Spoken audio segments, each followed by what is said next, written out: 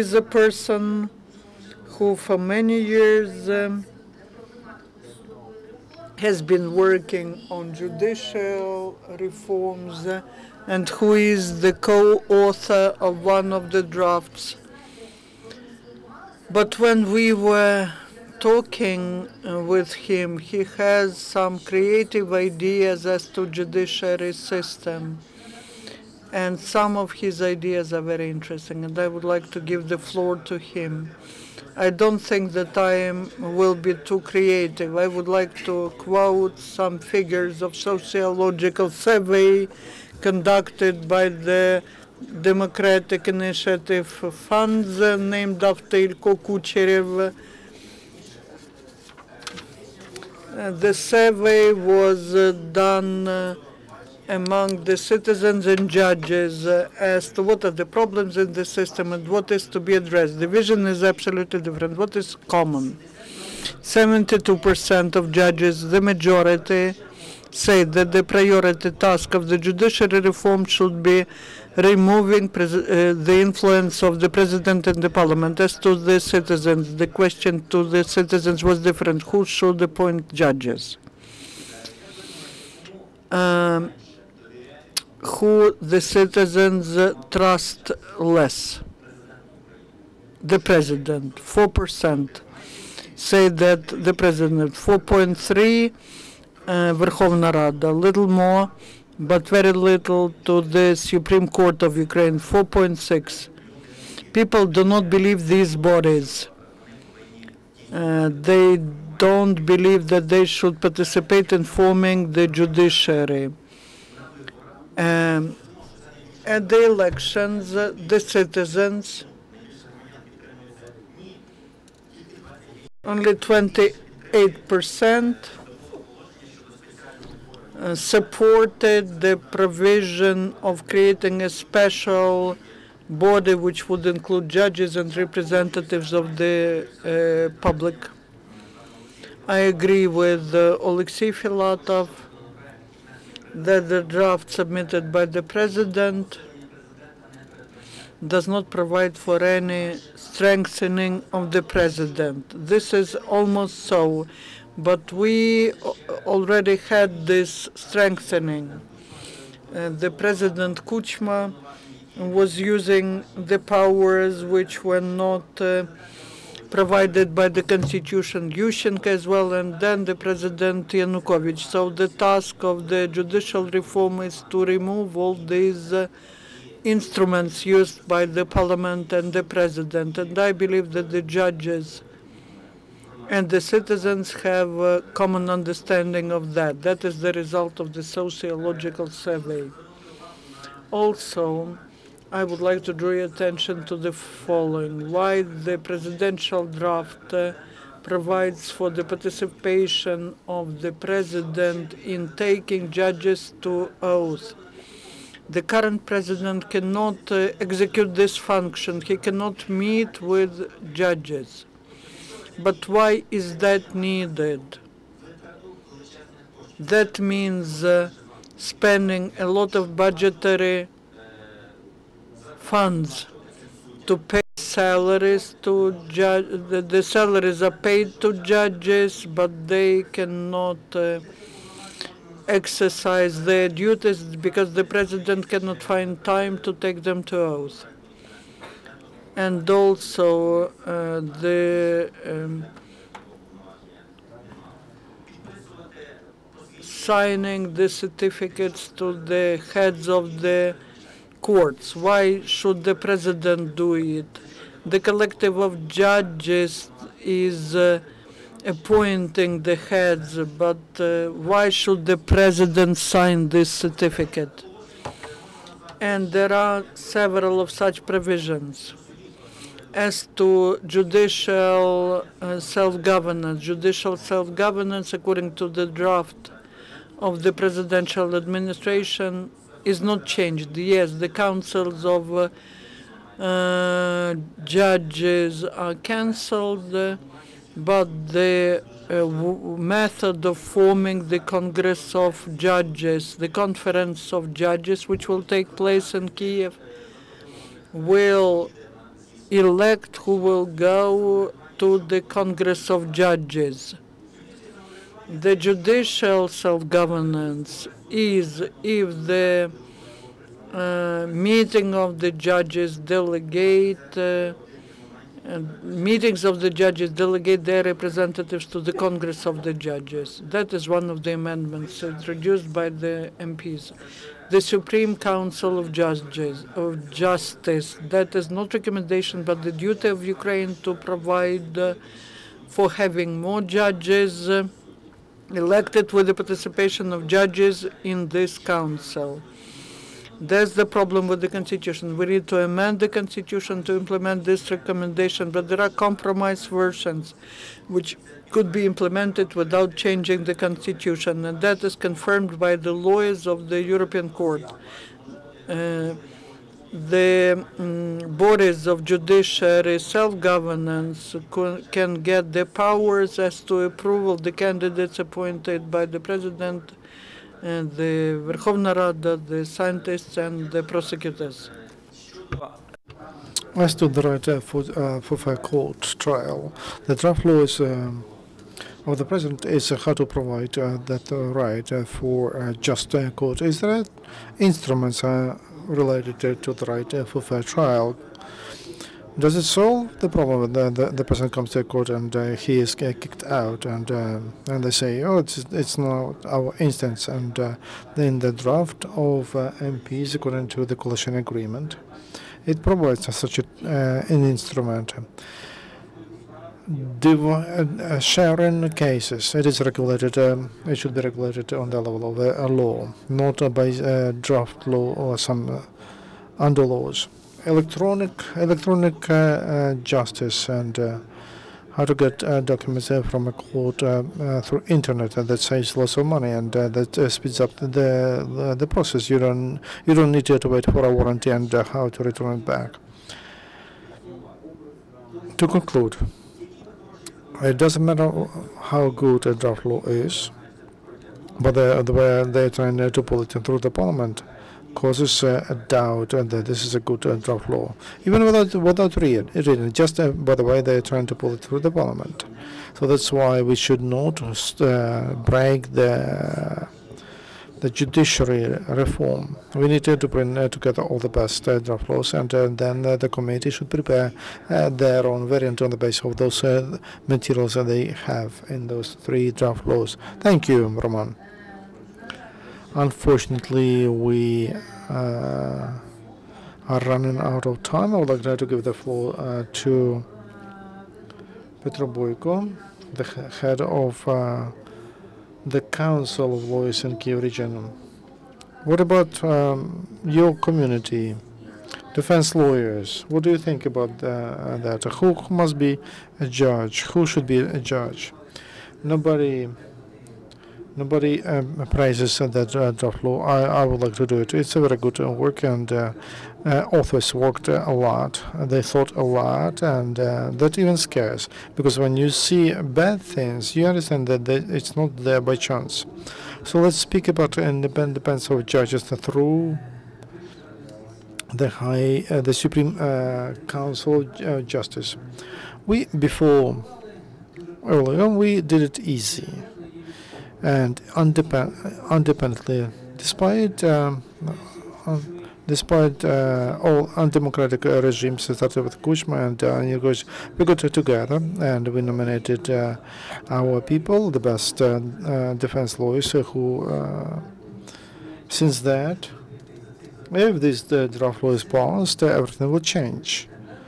Now we are dependent on some third party, on the state, and just imagine, we announce, according to the draft law, a decision about our meeting in 30 days.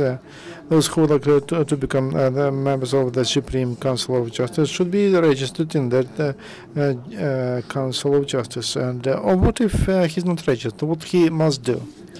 A girl, for example, some girl doesn't register, so he has no chance to be. We cannot vote for that person during our meeting. Okay, if if it was not easy for MPs to pass the budget, and we know about the pressure, and some of them are present here.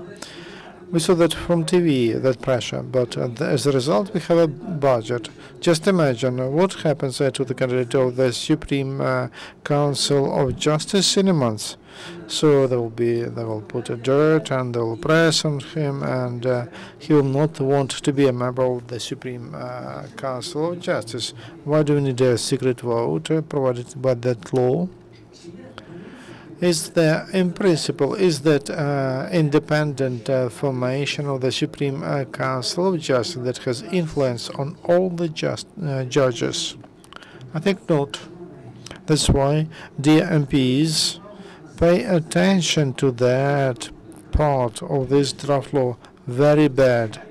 We lose our independence. Believe me, no candidate, if he is not supported by defense lawyers, he will not win. Technical things. Don't control us. Don't put us under control. Thank you for your attention. Thank you. Yes, it's a pleasure to give the floor to very reputable lawyer, Mr.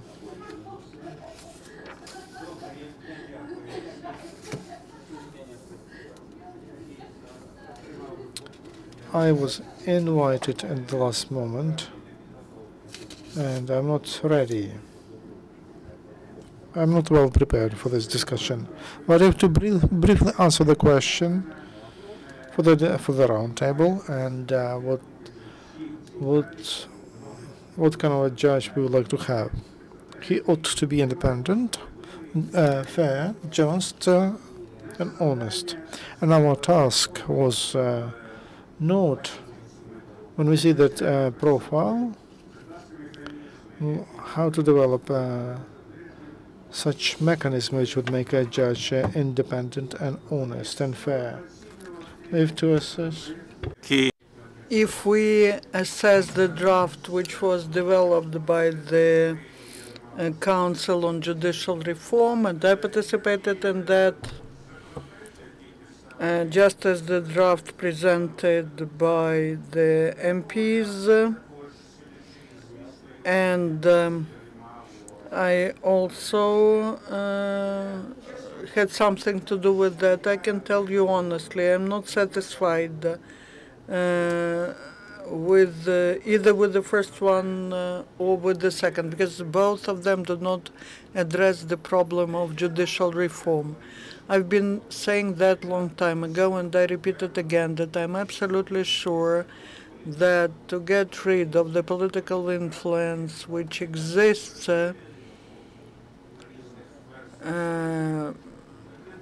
is impossible without introducing amendments to the Constitution. And that is why we need to look at these drafts as transitional. They are needed in both of them, or in all of them. I don't know how many of them are there in the parliament. We need to find something positive which could be really introduced into the final version, but that's the first stage on the way to full-fledged judicial reform. What is to be done in this situation?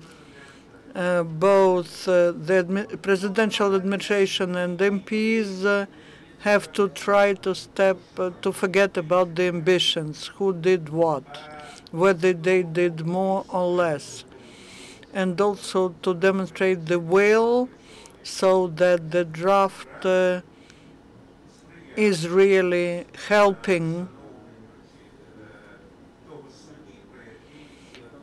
making the judge independent. We are just dreaming about such type of judges. So the will is needed. I agree with what was said. There are no ideal laws in general. The main thing is that the laws are to be observed, and if the law on the status of judges of 1993 If it is observed, then we wouldn't have these problems today. And secondly, there should be the will, the MPs and the cabinet of ministers should help, who should try to improve the laws.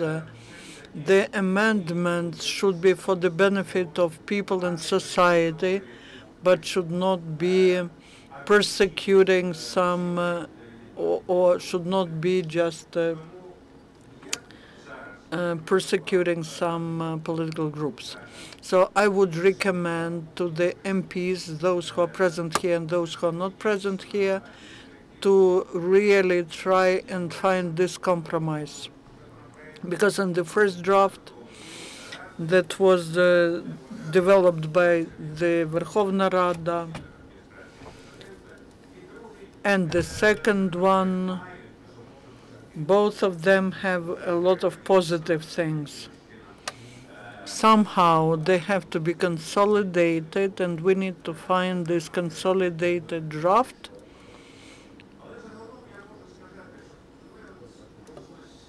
But also I would like to say that we need to listen to the public opinion, for sure. We need to listen to judges, to their wishes. We need to listen to lawyers who also are related to judicial activity. We need to listen to the MPs, to politicians, but I'm sure from my big experience I can say that independent professionals are to draft laws. Until they start doing it, I do not have hope that these drafts will be worth something. Thank you for your wisdom. Mr. Bilanevich, will you say a few words?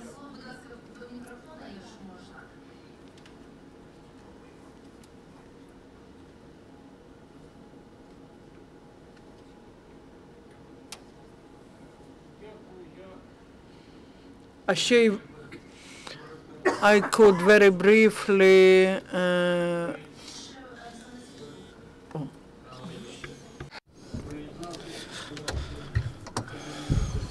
I support academician Kozybra, and probably he told everything. Scientists, defense lawyers, and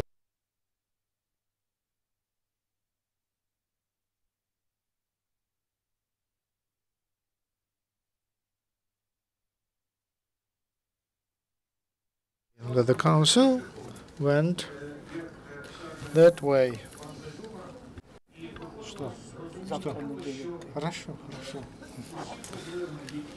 All the problems we have in our judiciary cannot be solved in a day, and there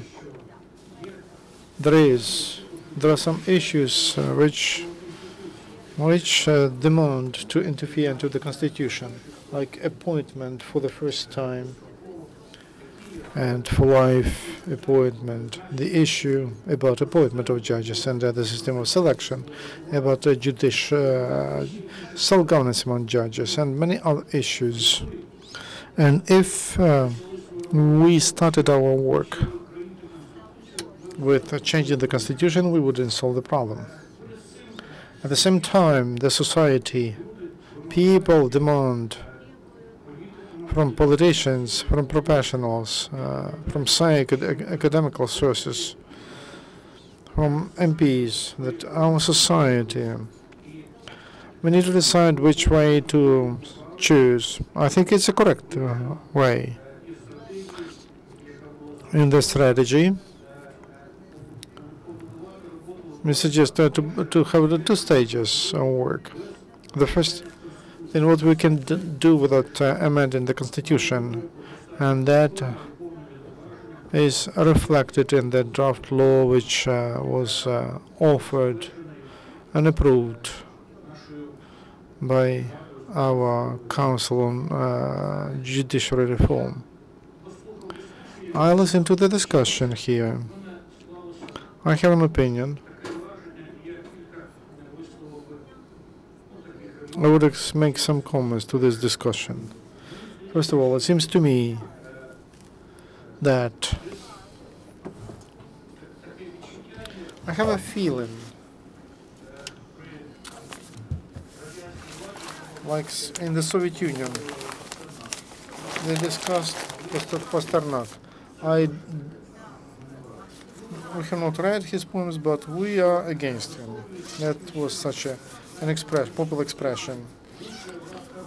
Also, there is such an opinion. So the better is an enemy of good. There are some details that could be improved, but I have an impression that because of those details, they speak negative about the draft at all, and they would like to drown this draft law with details. I think it's a deconstructive position. And in the end, I would like to tell you that I wish our politicians listen more to lawyers, to professionals who are consumers of those laws they develop and pass. And also there is such a wisdom as when there are no agreement without friends, the business will not prosper. There were some appeals and to politicians. I would like to remind, if you don't know, yes, we are politicians, and me, including me, but several months ago and during the last 10 years, I dedicated to judicial reform. And you know, those who are present here, then you know about that. And that's why the subject, I know about those colleagues, MPs who are here, that they know the subject and content of both draft laws. I advise us not to devalue each other during the discussion. Thank you.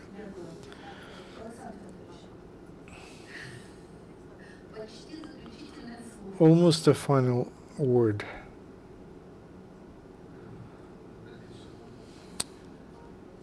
Good afternoon, dear colleagues. I don't want you to have an impression that now we have a discussion and that we are trying to prove to each other what is better, what is worse. There are some issues that should be resolved quickly. Ukraine and people have no time. No time for trying to find something better or worse, to more improved, to refine the text. We have a problem. No trust to the judiciary, and no, there is a problem. And also the judiciary is not efficient. And that problem, we have it. We see it. Those events in the country and the participation of the courts, this is a consequence of inefficiency of how judiciary is organized. And European Council was once defined our problem. It is in systemic disbalance in distribution of powers. According to the Constitution, and that requires amendments to the Constitution. Again, I don't say that we strengthen someone or not. We have a parliamentary presidential republic. We have a parliament. We have an executive branch, which is headed by the cabinet of ministers, and we have a judicial branch. Article 6 of the Constitution.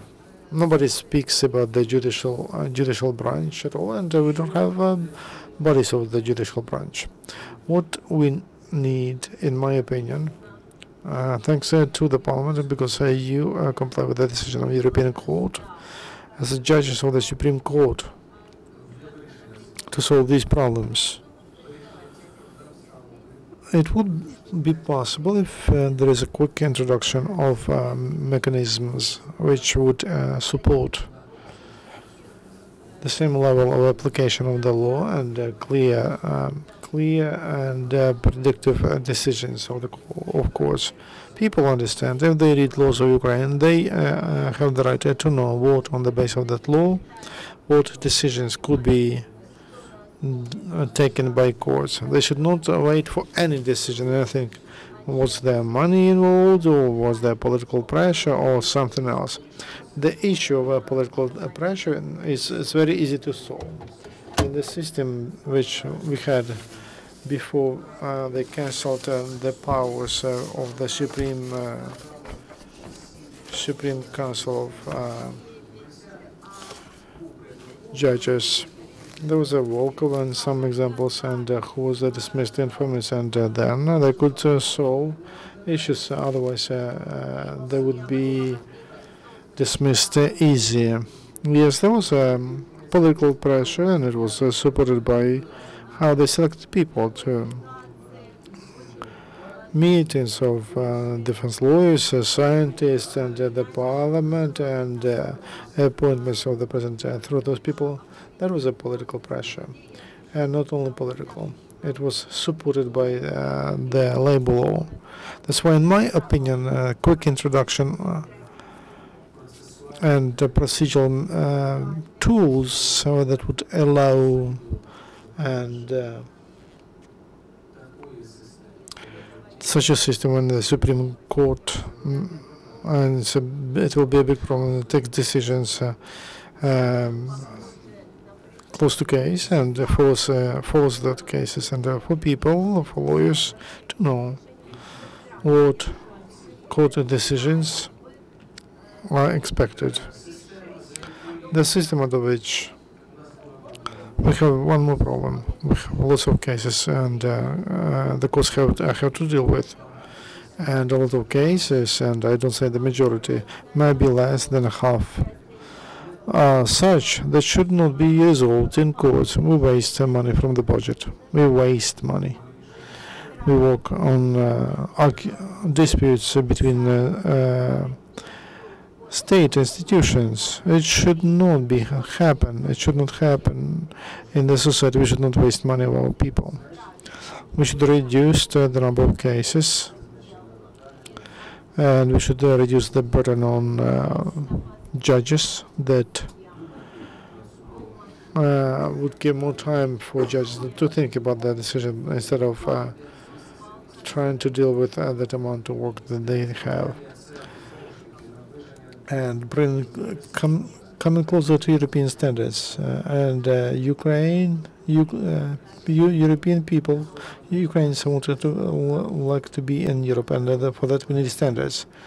So these drafts, they bring us closer to those standards in some dimensions, not in every, not in all, because we need to have introduce amendments to the Constitution. And also lots of cases, and it's impossible to provide from the state budget those standards of independence of judges that are required in those countries with which we would like to be in the EU.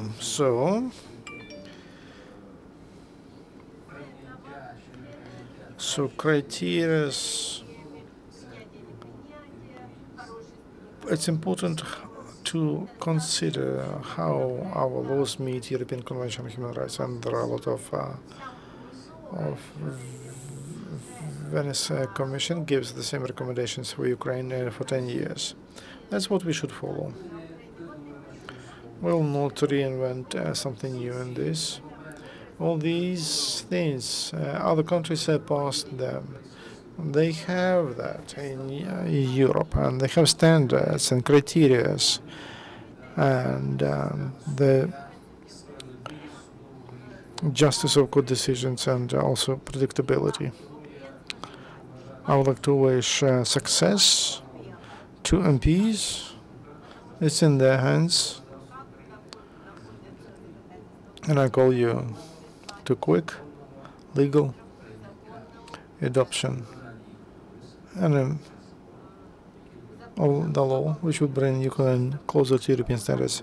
And then together we'll work on what is necessary. I mean amendments to the Constitution, especially and the part which relates to courts. We have some minutes for questions. If there is a question, introduce yourself and name the person you ask. It's Lydia. I represent 45 million of people who are there on the street. I'm not a professional, and I'm thankful to Mr. Filatov that he told me about such a meeting. Youth organizations that invited me, just by chance I came. So, what's the impression? I'm not a professional, I'm not a lawyer. What's the impression I have from those round table? One, I understand nothing. People can expect nothing positive. I feel pity. Second, I am very much concerned, believe me, that Mr. Filatov represents AP. I believe him that they're working on this draft law. Mrs. Syroid, I believe her. I see her eyes. I believe that they were working on their draft law. It hurts me as people to look at you. You represent the same coalition. These are not political, but there are differences between you. Why is it so? Did you have a little time to get together? People are waiting. We wanted to see joint decision of the coalition. You go together. Who allows you to go home, sleep, and eat when the country is in such a problem, when there is the war? And you, representative of people, say that someone has something bad or something more. It's a shame to listen to you, to hear. That's why I believe that it's something that should not be allowed. That's the first point.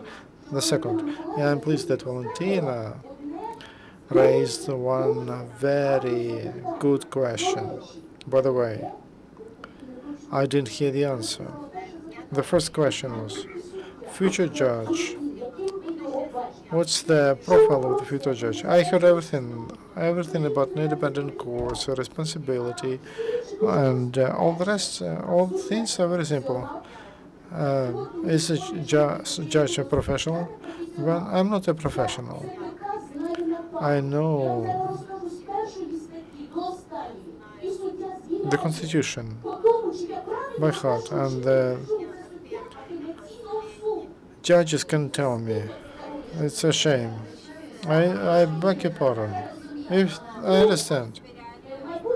Future judge, please listen to what I tell you. Quintessence to your round table. A professional, yes. No one in your presentation said what kind of judge we should have today and tomorrow. Nobody spoke about morality. And so, Valentina, I demonstrate with your example what is morality. First of all, I saw your presentation in which you condemned the law on lustration, motivating it that the law on cleaning the authorities gave others a chance to ask a question. We'll discuss it.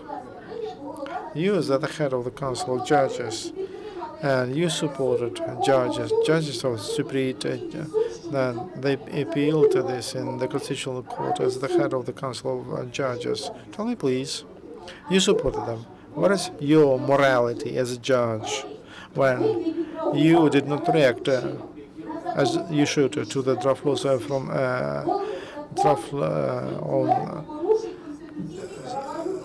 January 16 laws, and who from the Supreme Court to the Council of Judges of any level, anyone spoke, asked the Constitutional Court, told that those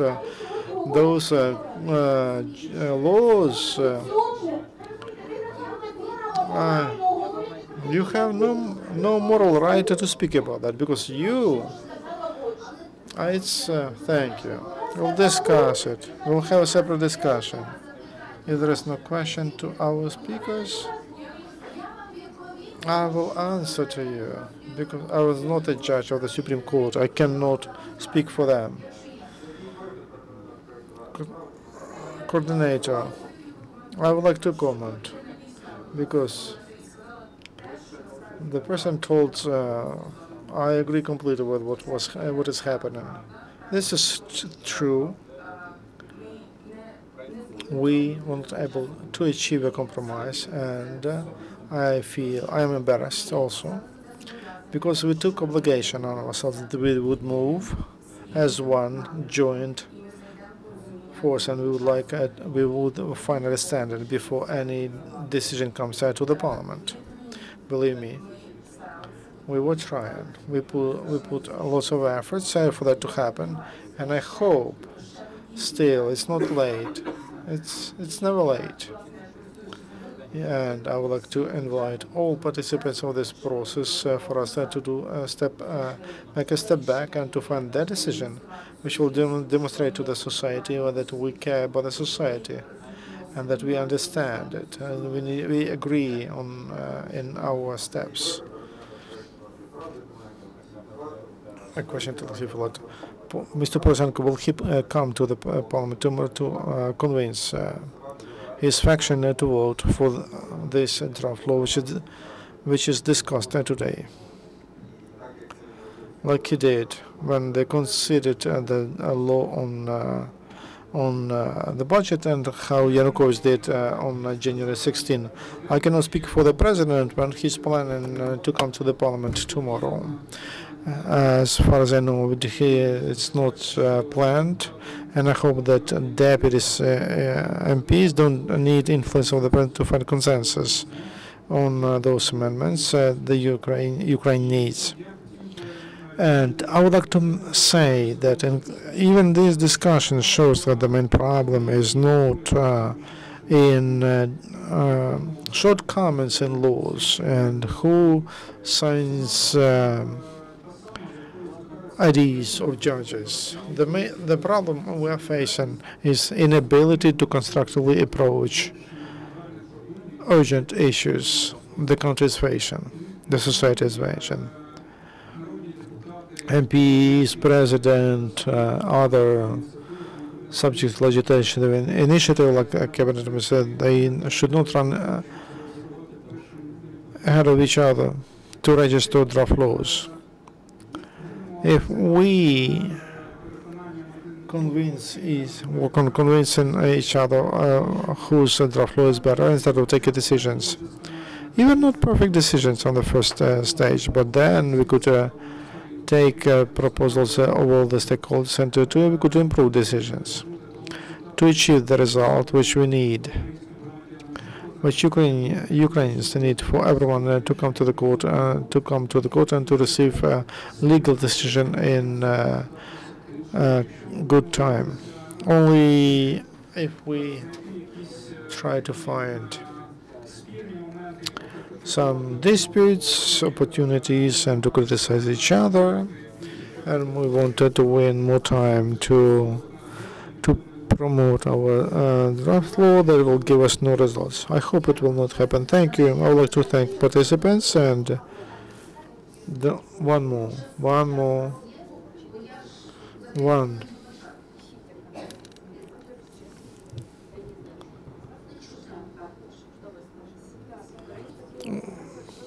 A question to Filatov. Oleksiy Filatov, do you know why the committee did not consider draft law which was prepared by RPR? Why the committee has not considered the alternative draft law which was prepared by RPR? I don't have this information. It's not true, because Oksana told that it's not true. I would like to hear her explanation. You were present at the meeting of the committee when the committee declined, despite the request of authors of the committee to consider both draft laws. The committee made a decision to decline that, and you witnessed that. Why they made the decision, I cannot comment. I'm not an MP. I don't hold any position in the parliament. How can I comment the reasons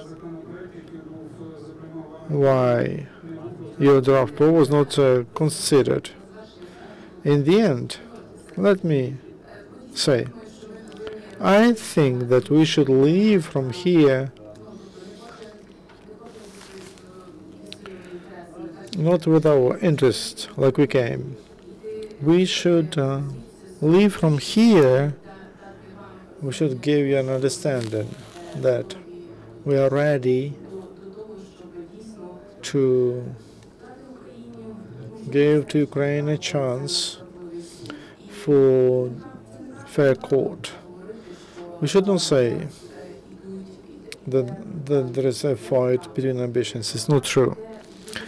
There are some, we argue for principle, for content, for principles that meet or don't meet European standards, that bring us closer or push us away from understanding of a fair court. I want us to agree that there will be that point which will brings us closer, and it doesn't matter who writes the draft law, because important is freedom of people, and that should be defended and protected by the court. All the rest is secondary. Thank you.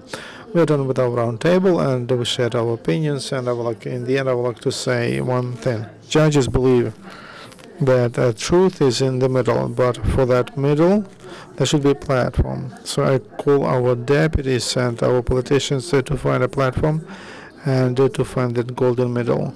Thank you. I would like to thank all for your attention.